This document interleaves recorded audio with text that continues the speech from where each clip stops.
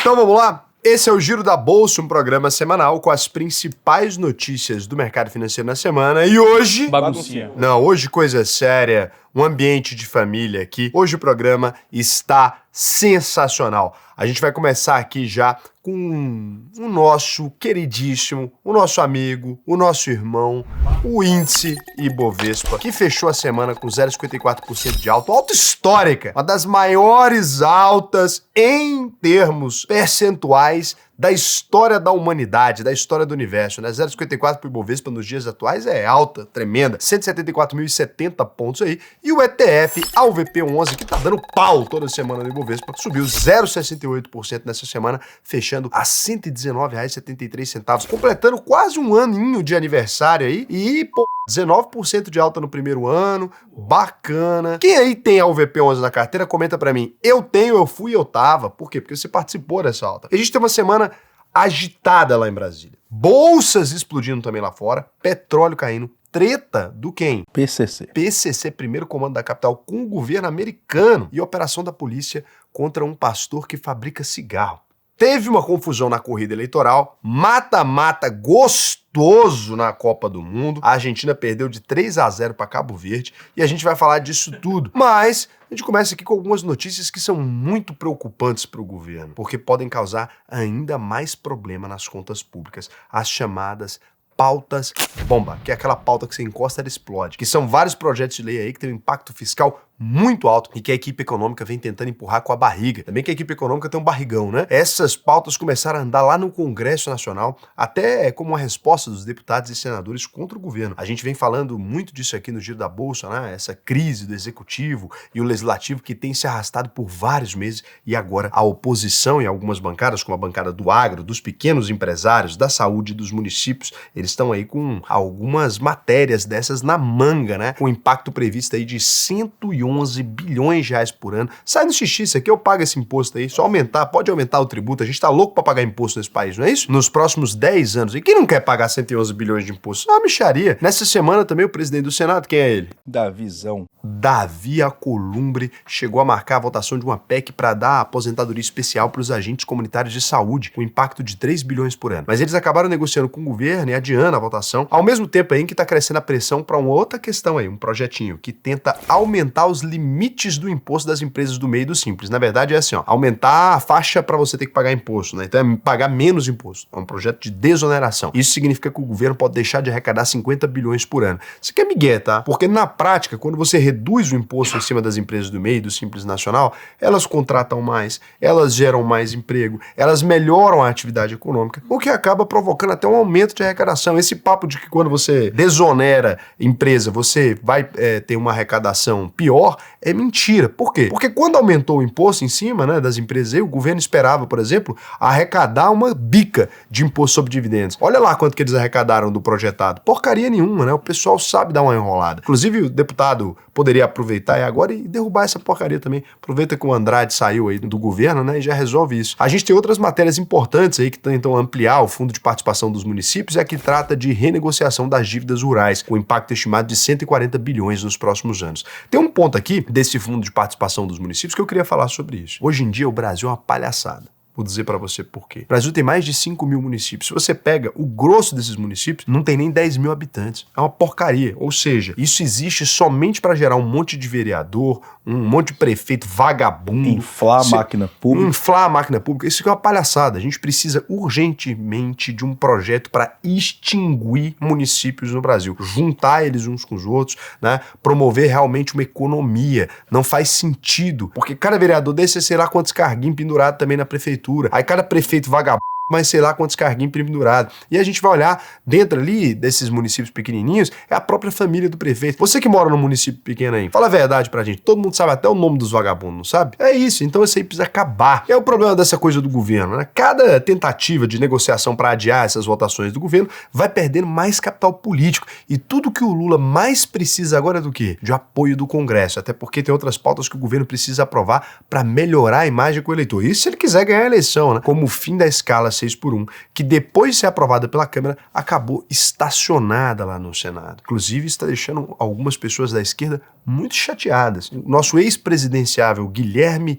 Boulos, né, chegou a falar nessa semana que não vai ter bolo essa semana, que o Alcolumbre tá brincando com fogo, com a velhinha, segurando esse projeto para ele não andar lá no Senado, né? O fato é que, pelo jeito que as coisas andam indo aí, a votação dessa PEC da escala 6x1 deve ficar para depois do recesso dos nossos excrementíssimos senhores parlamentares, que vai do dia 18 ao 31 de julho. Merecido descanso, né? Férias escolares das crianças tem que ter esse tempo. É engraçado, né? Os deputados, para votar o fim da escala 6x1, precisarem esperar as férias de julho passar. É que vários deles têm netinhos que estão de férias, né? Eles têm que encontrar Nossa, mas é uma coisa, hein? Na verdade, o que precisava? O Brasil precisava votar a escala deputado para todo mundo. A gente trabalha o mesmo tanto que eles trabalham. Que aí fica todo mundo certo. 2 férias por ano. Que aí a gente coloca aqui e fica igual a deles, que aí fica uma maravilha. Ó, queria falar pra vocês acessarem aí, que é o site O Olhar do Povo, tá ali investigando todas as contas, quanto que os deputados estão gastando, etc. Acesse aí olhardopovo.com.br pra você ver os vagabundos.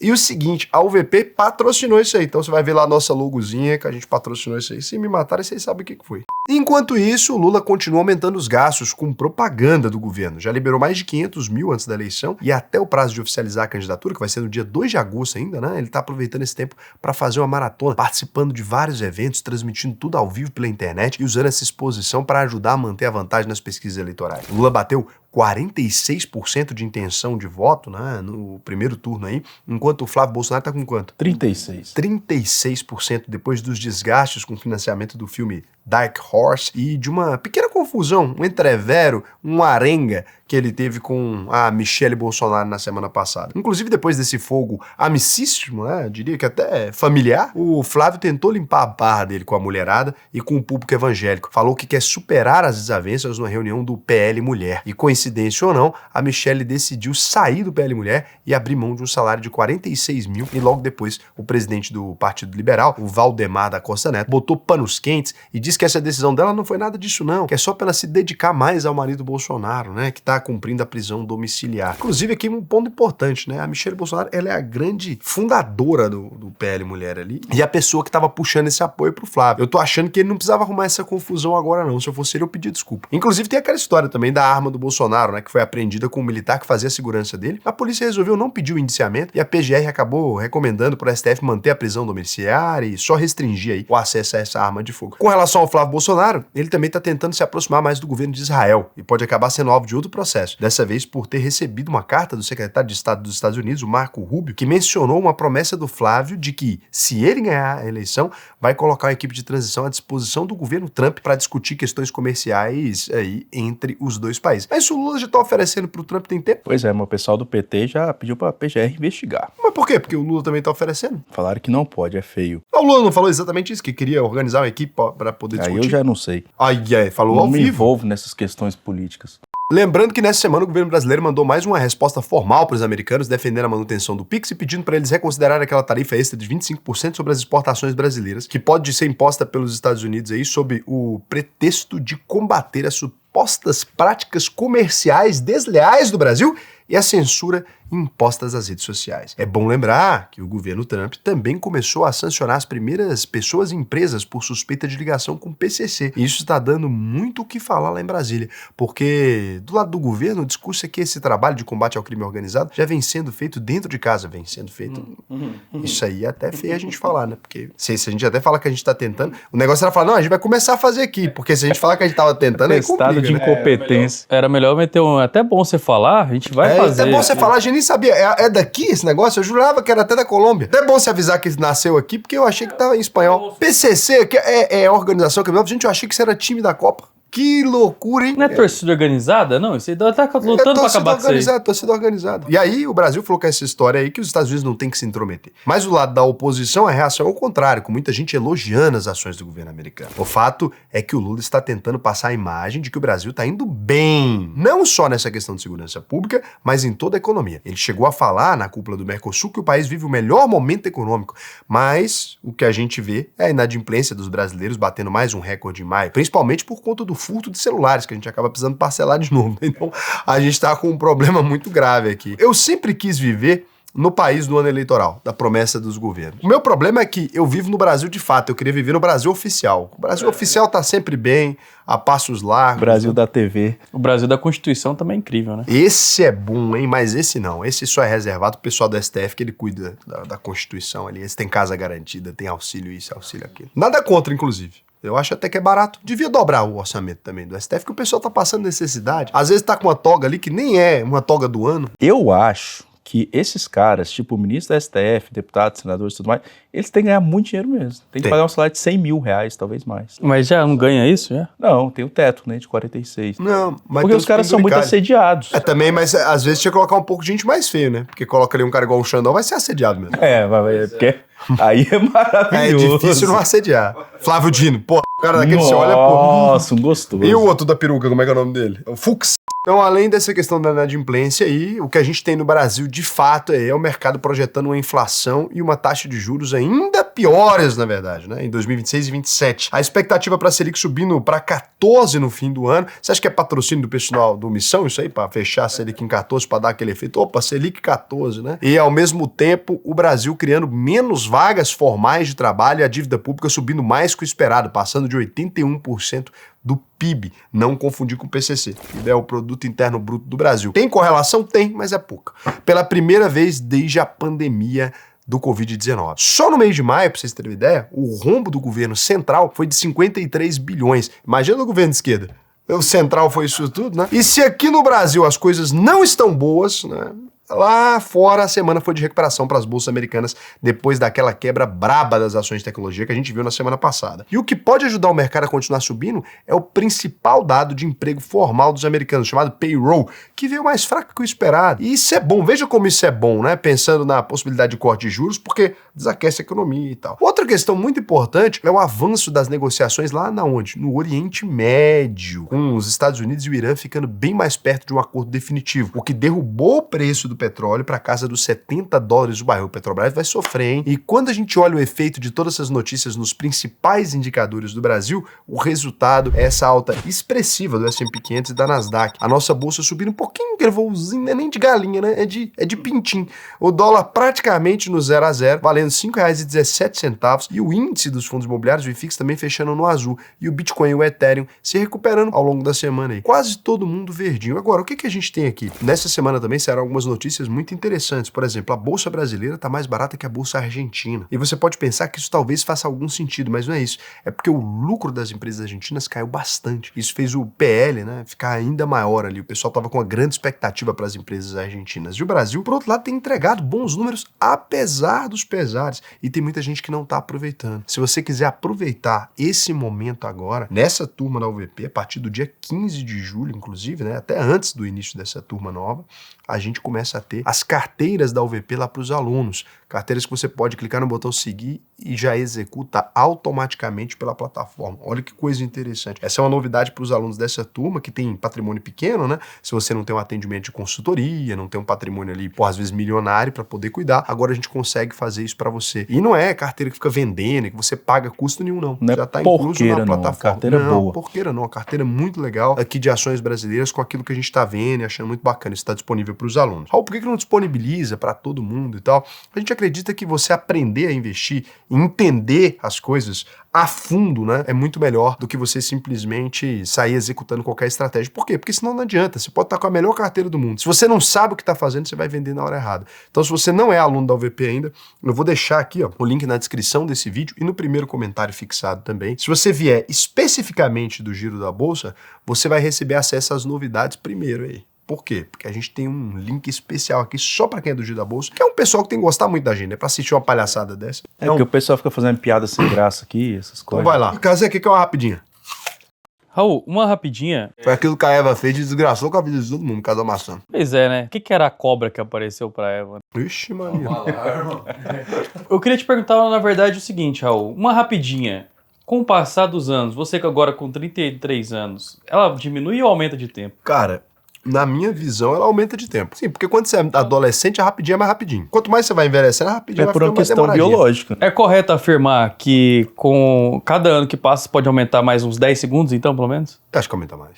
Mais que 10? Sabe que a média de tempo das relações sexuais Quando a gente pergunta pras pessoas, quanto tempo você acha que é? Quanto dura uma relação em média? 3 minutos. Uns 20 minutos contando o Não, jantar. 20 não. Contando o jantar. 5 a 7 minutos. Essa é a média do intercurso sexual. É lógico que a média é puxada. Deve ter gente que transa 1 hora, deve ter gente que transa 30 segundos. E outra coisa, tem que ver o que a galera respondeu, né? Não é a resposta. Não, fizeram a medição em loco. Os pesquisadores fizeram a medição em loco, dentro da universidade. Não, eles Foi a devem ter versão- perguntado, teve entrevistados aí nessa Não, não pesquisa. foi entrevista, foi lapada. Foi lapada? É. As pessoas fazendo o ato ali e alguém com a prancheta anotando. Não precisa disso, né? Normalmente você coloca o relógio inteligente no braço da pessoa, ela volta pra casa dela, quando ela inicia as atividades sexuais, aumenta o batimento cardíaco, você Mas aí efetua a você medição. sabe que tá valendo, não vale. Tá bom, ô rala do cara que gosta de 10 segundos. Agora, o cara tá achando 5 minutos muito. Cara, eu pensei que ele tava querendo aumentar a também, média. é Tô louco. tentando abaixar. Porque as pessoas mentem, se falou que é. Rapidinha não é nada disso, não. Rapidinha.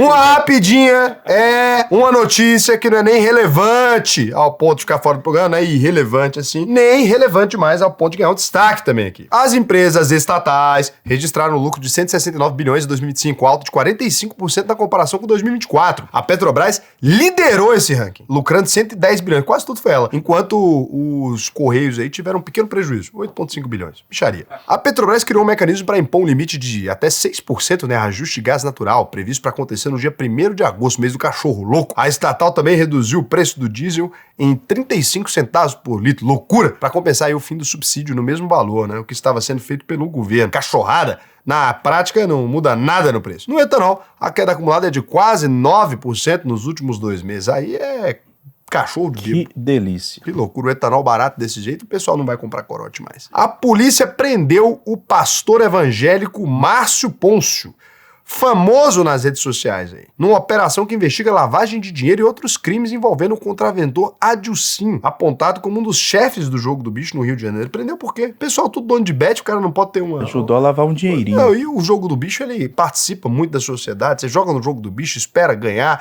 divide o dinheiro com a sociedade, isso é uma maravilha, financia carnaval. O pastor já era conhecido por ser dono de uma fábrica de cigarro, mas também uma pessoa que segue um pastor que é dono de uma fábrica de cigarro, ela tem que ser muito... Você que frequenta a igreja de um pastor que é dono de uma indústria de tabaco, o senhor é um... Você vai me desculpar. A culpa não é dele, não.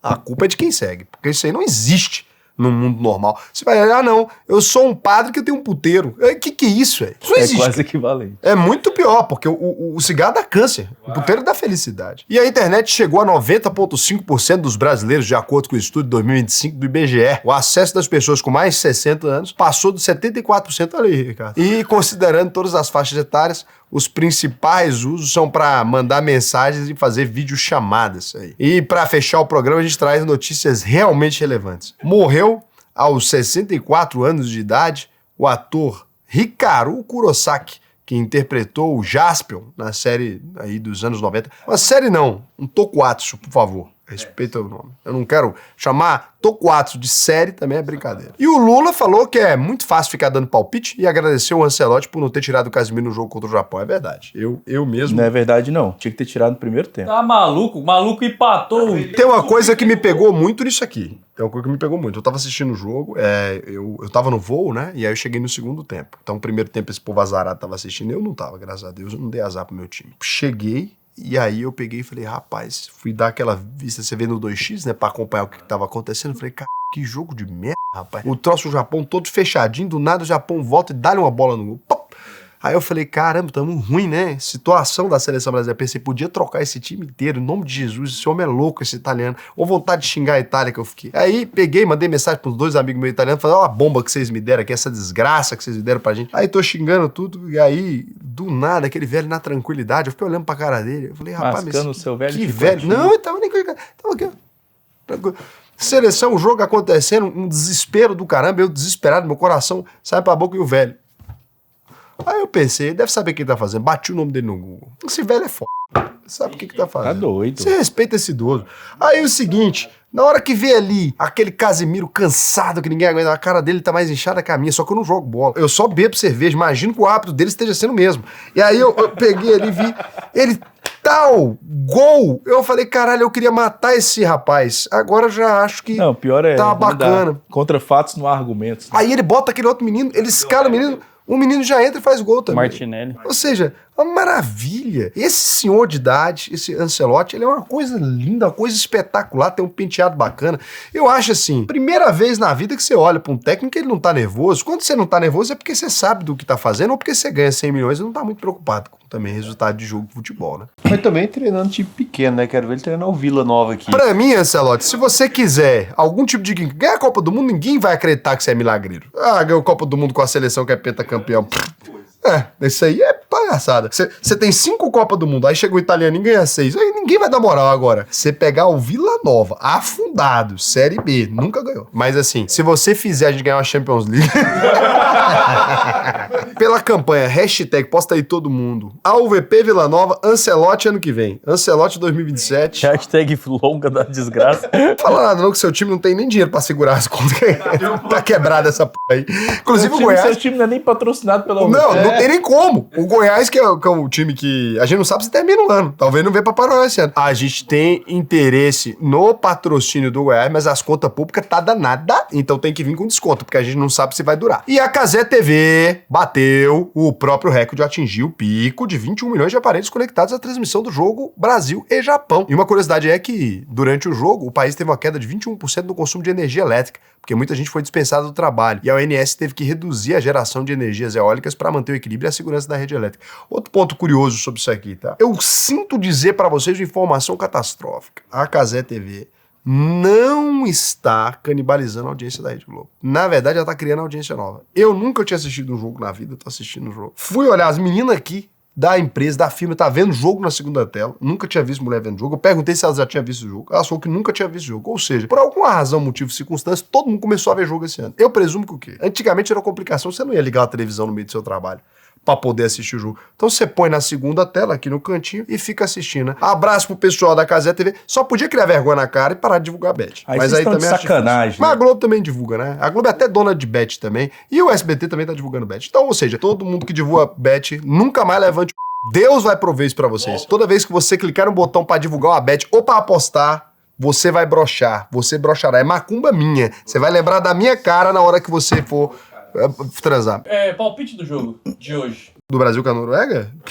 O pessoal tá falando daquele Haaland lá, vai ser 3x0 essa porra. 3x0 pro Brasil, rapaz. Ah, não, acho que a Noruega faz um. Não faz. E se fizer, vai ser cansado. Se fizer, a gente vai fazer também. 4 pro Brasil. A gente fazer 1 pra Noruega e 3 pra nós. O Neymar, esse dia eu assisti o videozinho do Neymar. Ele fez um videozinho pra poder responder aos haters, mas na verdade é uma propaganda da Red Bull. Mas ficou bacana, rapaz. Mostrou, eu acordando meu dia de folga. Aí ele mostrou que o povo tem que fazer massagem. Ah, canseira, você não pode nem comer, velho. Que inferno de vida, cara. Você é jogador de futebol, não presta não. Você não pode tomar uma pinga com seus brothers no dia de folga. Você não pode comer o que você quer no seu dia de folga. Aí a única diversão que o menino tem é uma periquita. Quando ele dá manchete. Aí é brincadeira, não tem como.